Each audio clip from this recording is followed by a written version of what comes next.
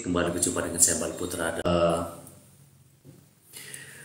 Seperti biasa kami hadir dalam obrolan terkait dengan pasar modal Indonesia, dan kali ini saya hadir bersama dari IDX Sulsel. Nanti akan hadir Mas Irfan Ibrahim, kemudian ada dari Penin akan hadir Branch Manager Penin Sekuritas Mas Ridwan.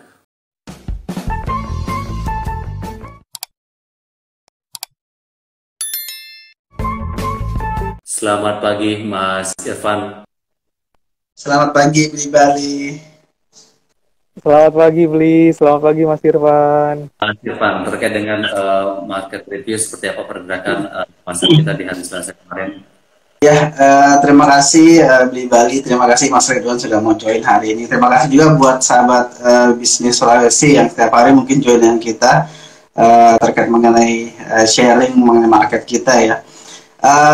Untuk perdagangan kemarin, nah ini agak banyak data yang menarik yang mungkin perlu kita sampaikan ke sahabat bisnis Sulawesi. Kita tahu bahwa di hari Senin ya, di hari Senin kemarin kita mencapai all time high kita ya, indeks yang tertinggi, dan sudah sempat kita bahas bahwa biasanya kalau ada kenaikan yang lumayan signifikan khususnya di composite index kita ya, biasanya ada cooling down dulu, biasanya mungkin ada beberapa investor kita yang mungkin mulai take profit, nanti mungkin bahas juga sama Mas Ridwan.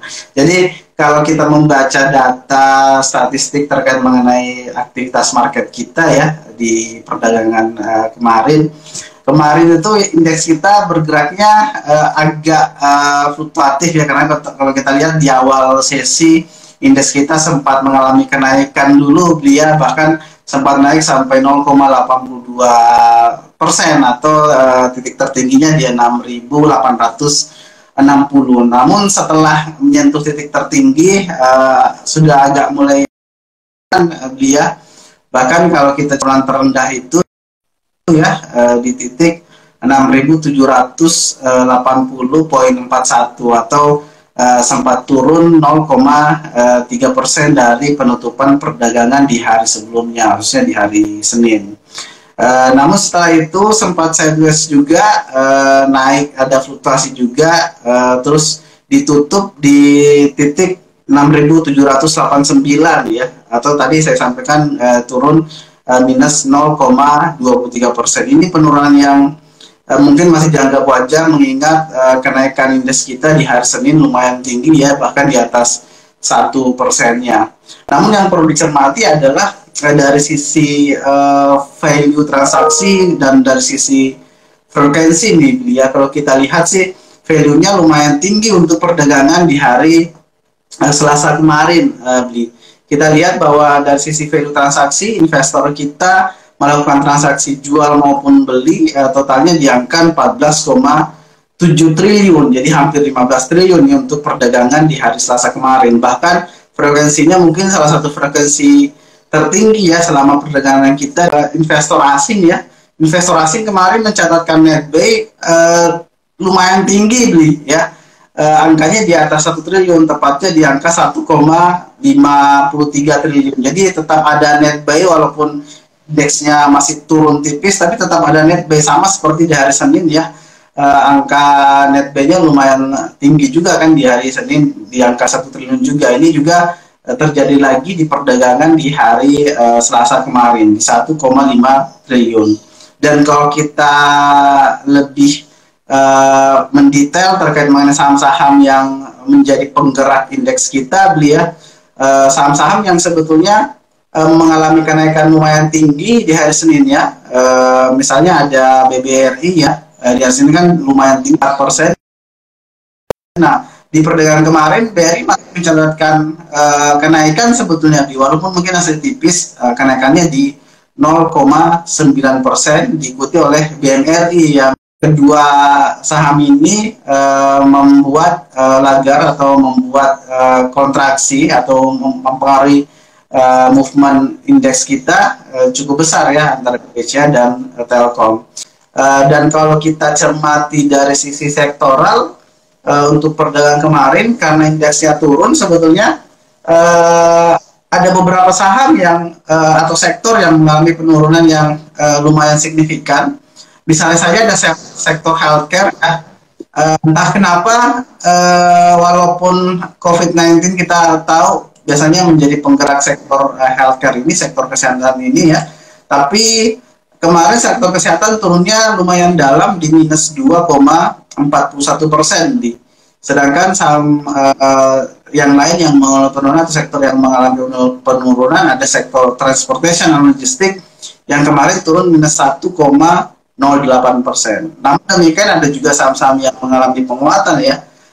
Kalau saya perhatikan penguatan tertinggi dicatatkan oleh sektor finansial karena kita tahu bahwa di sektor finansial tadi saya sampaikan bahwa dua bank ya dengan market cap terbesar ada tadi BRI dan ada BMRI ya, ada Mandiri juga, ada BRI dan Mandiri yang mengalami penguatan sehingga sektor finance ini juga sepertinya ikut menguat ya secara sektoral, penguatannya di angka 0,74%. Nah, dan kalau kita bandingkan sebetulnya untuk perdagangan kemarin ya berbeda dengan perdagangan di hari sebelumnya.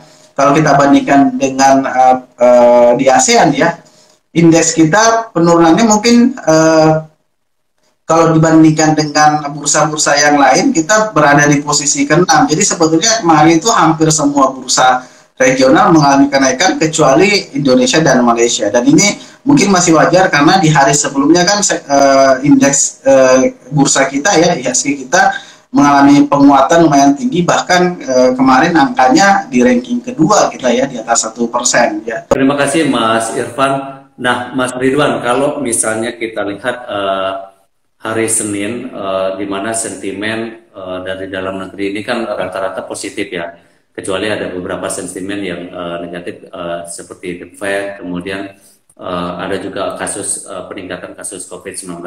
Nah, kalau misalnya kita lihat di hari Selasa kemarin yang sebenarnya hanya Indonesia yang mengalami penurunan secara regional, di mana bursa-bursa yang lain justru mengalami peningkatan, kira-kira sentimen apa yang mempengaruhi sehingga di Indonesia ini terjadi penurunan di pasar kita nih, Mas Ridwan? Oke, thank you, Bli. Oke, jadi kalau saya perhatikan dari pergerakan di perdagangan kemarin ya, Bli, Selasa tanggal 8 Februari 2022, kenapa bursa domestik atau IHSG kita mengalami penurunan, sementara bursa regional yang lain justru mengalami peningkatan. Nah, kalau saya lihat sebenarnya ini pengaruhnya ini karena dari sisi domestik ya, Bli, di mana di sini kita lihat kemarin ada rilis data dari pemerintah bahwa cadangan devisa di Indonesia turun sebesar 3,6 miliar untuk pembayaran utang luar negeri ya. Nah, sebenarnya kalau kita lihat dari penurunan dari cadangan devisa ini memang ada beberapa faktor, Bli. Nah, salah satu faktornya ini yang saya baca, salah satu pengaruhnya itu pertama memang terkait dengan pembayaran utang pemerintah di luar negeri ya, sehingga cadangan devisa kita menurun. Dan yang kedua, kita tahu ya di bulan Januari ini sempat ada pro kontra terkait dengan larangan ekspor batu bara ya, sehingga di bulan Januari kita sempat mengalami pembatasan ekspor batu bara. Nah, ini juga yang menyebabkan salah satu faktor kenapa cadangan devisa kita turun, sehingga investor kemarin responnya cukup negatif ngelihat dari sisi cadangan devisa kita yang tidak sesuai dengan ekspektasi, Bli.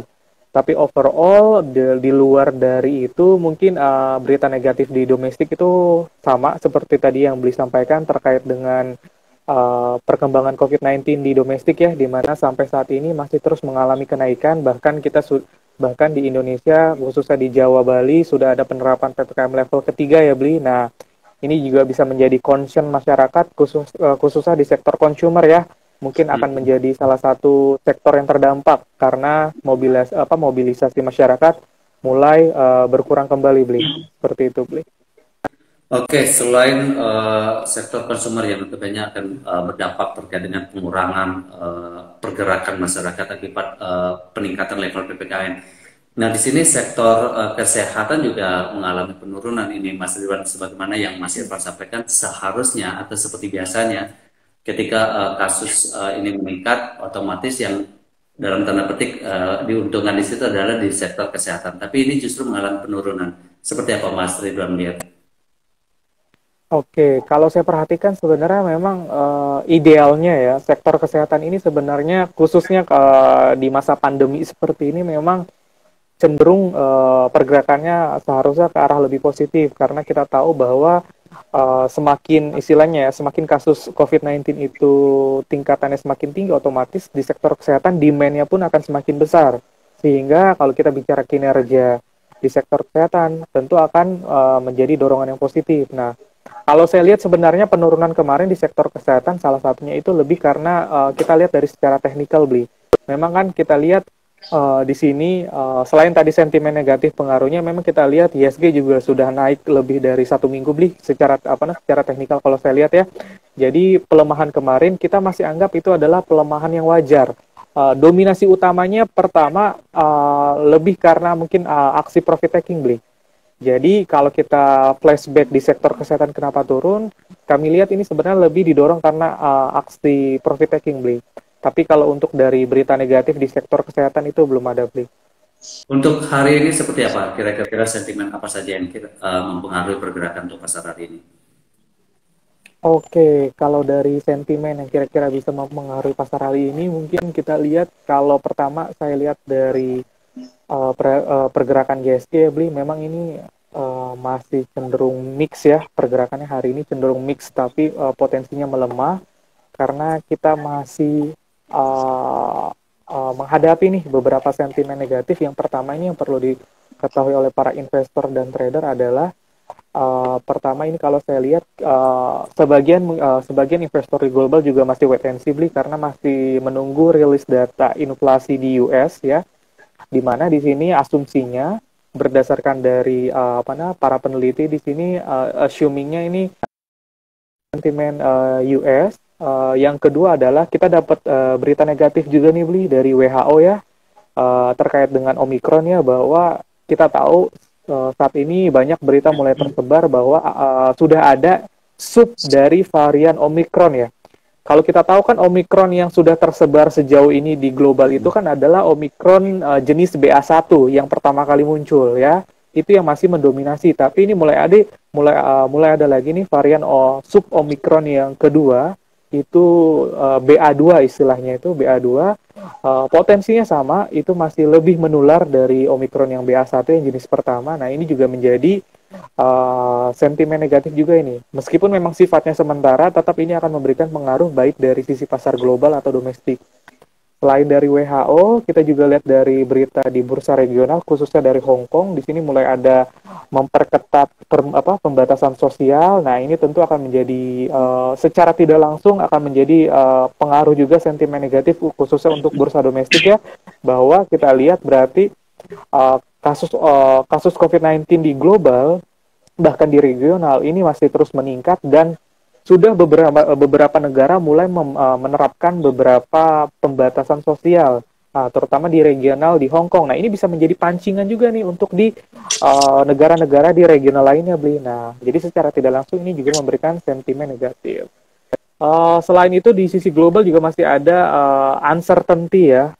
Ini masih berita negatif di mana terkait dengan kesepakatan antara US dan China, Bli, terkait dengan kesepakatan dagang mereka ya, di mana kita tahu bahwa China ternyata telah melanggar dari kesepakatan dagang antara US dengan China, di mana China ini kan sebelumnya janji dia akan beli istilahnya beli barang-barang US, baik itu produk agriculture, energi, manufaktur dan lain-lainnya itu sebesar 200 miliar USD. Saat ini ternyata China hanya berhasil memenuhi sebesar 62% ini kesepakatan dagangnya. Nah, ini bisa menjadi perhatian para investor juga, karena kenapa? Karena kalau trade war ini mulai kembali memanas, otomatis kita juga akan terpengaruh, Bli, seperti yang terjadi di 2020, seperti itu. Nah, kalau dari sentimen domestik yang saya perhatikan sebenarnya yang menjadi berita negatifnya sejauh ini mungkin dari PPKM level ya, karena peningkatan. Yang kedua, cadangan divisa kita turun. Itu aja sih dua yang menjadi pengaruh negatif. Tapi kita masih, untuk para investor ya dan trader, masih, meskipun dengan kondisi kita memang potensi SG ini cenderung masih bisa melemah, yang perlu diperhatikan adalah secara teknikal ya. ISG ini sebenarnya masih di posisi yang menurut saya masih posisi yang kondusif atau aman beli. Karena kenapa? Karena kalau kita lihat secara teknikal nih, ISG ini sudah berhasil breakout di sideways-nya beli. Kita tahu ya sideways ISG itu kalau kita lihat secara teknikal, historisnya itu sideways itu sudah berlangsung dari bulan Oktober di 2021 sampai dengan bulan Februari awal. Ya, itu kan cukup lama beli sideways-nya. Nah, dengan kemarin ada peningkatan ISG kurang lebih sampai dengan seminggu dengan peningkatan signifikan 2 hari terakhir ini, saya perhatikan ISG ini sudah tembus all time high seperti yang tadi disampaikan oleh Pak Irfan ya.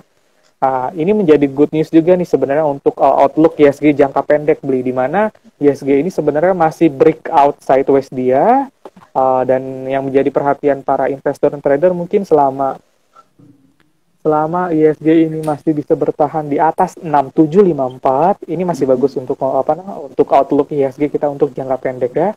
Terus ditambahkan tadi disampaikan Pak Irfan bahwa meskipun kita cukup banyak berita negatif baik dari sentimen global atau sentimen domestik, yang kita perlu lihat faktor lainnya adalah sisi optimismenya adalah dari net buy asing. Nah, ya kan? Kalau kita tahu bahwa kalau kita istilahnya flashback year to date ya untuk transaksi asing itu kan sampai dengan saat ini kan masih terus mengalami peningkatan, bahkan masih konsisten net buy.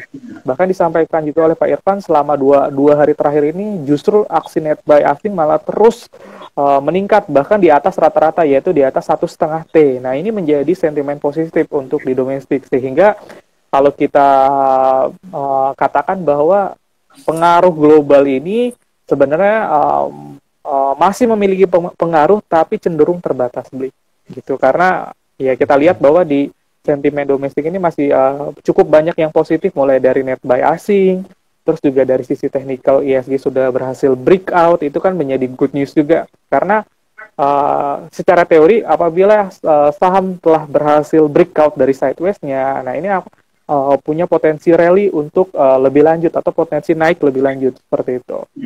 Terus yang ketiga, sentimen positifnya ini masih ada beli dari beberapa emiten ya. Nah, ini bisa jadi perhatian oleh para investor dan trader.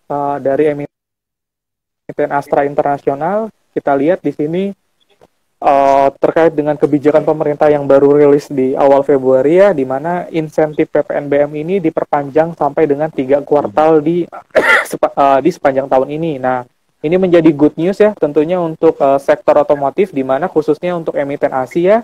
Jadi teman-teman di sini bisa memanfaatkan berita positif ini untuk mungkin bisa masuk di saham Asia. Selain itu, selain insentif PPNBM, berita positifnya terkait dengan Asia atau Astra Internasional adalah bahwa Astra Internasional ini sedang menjajaki kerjasama beli atau joint venture dengan salah satu pengusaha besar logistik di regional, khususnya di Hong Kong. Itu nama perusahaannya itu adalah perusahaan Logos, itu di bidang logistik ya, di mana Astra Internasional ini akan memiliki istilahnya bisnis logistik beli. Kita tahu ya, kalau dari sahabat bisnis Sulawesi, sobat IDX dan sahabat Pars Makassar, kalau kita bisa review sampai dengan perkembangan tahun 2021 sampai saat ini, kita tahu bisnis logistik ini termasuk bisnis yang saat ini memiliki pertumbuhan yang sangat positif ya. Apalagi kita lihat didorong ini sebenarnya karena pertumbuhan dari sisi bisnis digital, terutama dari perkembangan e-commerce beli. Nah, otomatis kita lihat dengan korelasi adanya emiten ASI kerjasama dengan pengusaha bisnis besar di Hong Kong ya, ini akan menjadi sentimen positif juga khususnya untuk kinerja ASI untuk jangka panjang. Jadi kalau menurut saya untuk outlook jangka panjang khusus untuk para investor ini masih bagus untuk koleksi ASI seperti itu. Terus berita positif lainnya dari emiten kalau bisa kita lihat adalah BBRI ya. Kita tahu BBRI merupakan salah satu big bank di Indonesia, salah satu penggerak indeks ISG kita juga. Di sini beritanya adalah BBRI ini mulai terjun ke dunia metaverse beli. Nah, kita tahu juga nih untuk sahabat bisnis Sulawesi, sobat IDX dan sahabat Pans Makassar, metaverse ini belakangan ini menjadi highlight ya di dunia keuangan lah ya salah satunya. Karena kenapa? Metaverse ini memiliki potensial growth ekonomi ke depannya beli. Nah, ini akan menjadi salah satu ladang juga nih untuk pertumbuhan ekonomi ke depannya khususnya di sektor global. Nah, Yang saya apresiasi adalah BBRI saat ini tengah mempersiapkan untuk ikut terjun juga memperluas layanan mereka melalui yang namanya Metaverse. Artinya kedepannya ini tentu akan menjadi menurut saya ya kinerja positif BBRI kedepannya apabila BBRI berhasil masuk ke dunia Metaverse melalui layanan perbankan seperti itu. Nah, jadi kurang lebih seperti itu Bli yang bisa diperhatikan oleh para investor dan trader terkait dengan sentimen-sentimen yang mempengaruhi SG hari ini. Oke, kalau misalnya kita melihat di sini hampir imbang ya, apa sentimen negatif dan juga sentimen positif yang akan terjadi hari ini. Nah, kalau misalnya kita melihat seperti itu, apa yang memang harus paling dicermati atau memang ya hal yang memang harus dilakukan oleh para pelaku pasar kita untuk hari ini, Mas Ridwan? Oke, yang pertama tadi yang saya sampaikan, kalau untuk jangka pendeknya khususnya trader ya Bli, yang perlu diperhatikan sebenarnya pertama kita perhatikan pergerakan IHSG kita ya.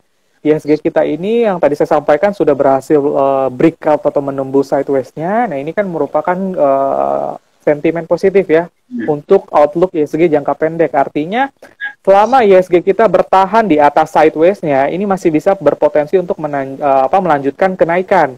Meskipun biasanya Bli, setelah ada penembusan resisten atau sideways, itu akan ada cenderung koreksi terlebih dahulu ya.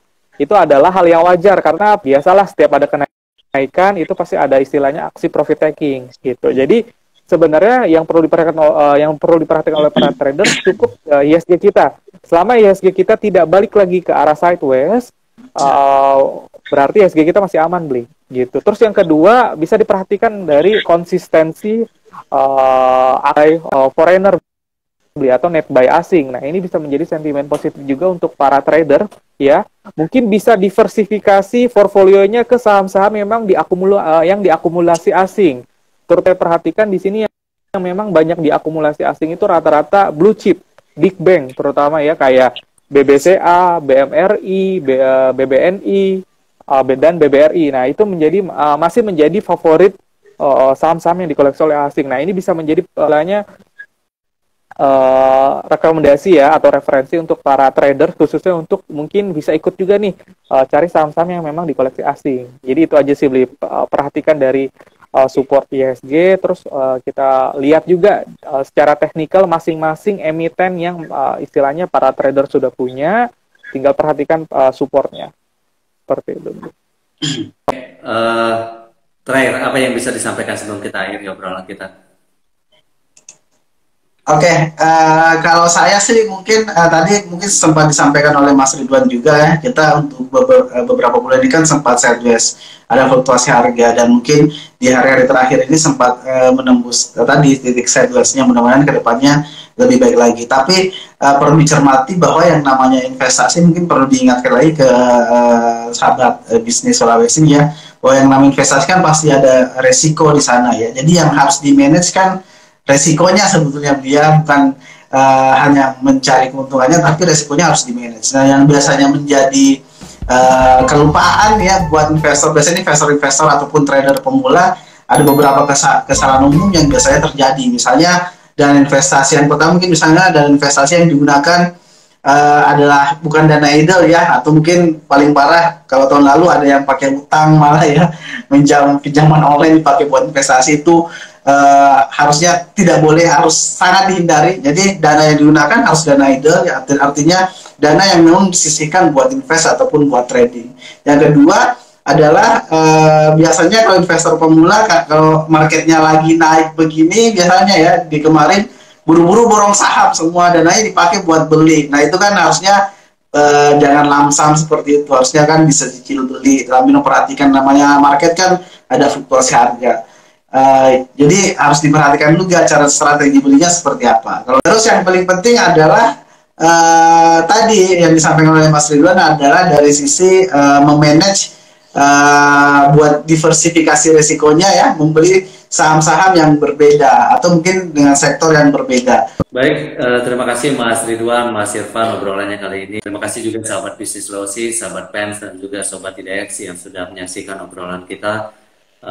Seperti biasa kami hadir setiap hari Senin sampai dengan Jumat dari pukul 9.30 menit, kecuali di hari Rabu ya kita hadir di pukul 9 lebih 45 menit.